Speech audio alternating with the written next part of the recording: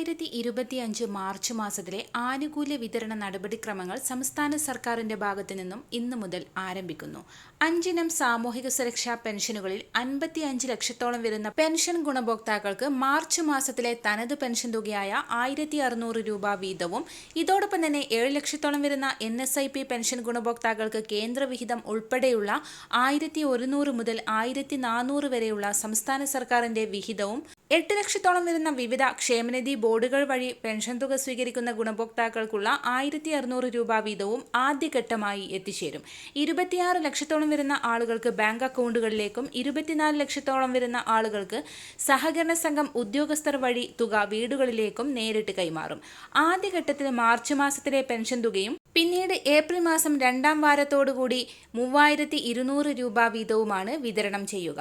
Pension വിതരണ നടപടിക്രമങ്ങൾ ഇന്നു മുതൽ ആരംഭിച്ച് വ്യാഴാഴ്ചയോടെ പെൻഷൻ ഗുണഭോക്താക്കളുടെ ബാങ്ക് അക്കൗണ്ടുകളിലേക്ക് തുക കൈമാറുകയും ചെയ്യും. മസ്റ്ററിംഗ് പൂർത്തിയാക്കിയവർക്ക് മാത്രമായിരിക്കും തുക എത്തിച്ചേരുക. 62 ലക്ഷത്തോളം വരുന്ന ഗുണഭോക്താക്കൾക്ക് ഒരു തടസ്സവും കൂടാതെ തുകയെത്തും. മാർച്ച് മാസത്തിലെ തുക വിതരണം ആദ്യം പൂർത്തിയാക്കിയ ശേഷം അതിനുശേഷം ഏപ്രിൽ വിതരണം നേരത്തെയാക്കും.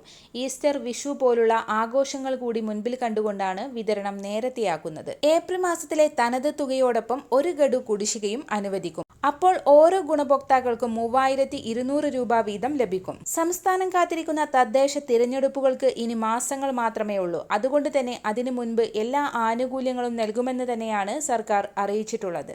എല്ലാവിധ പെൻഷൻ അറിയിപ്പുകളും തുടർന്നും നിങ്ങളിലേക്ക് എത്താൻ ഈ ചാനൽ സബ്സ്ക്രൈബ് ചെയ്യുക.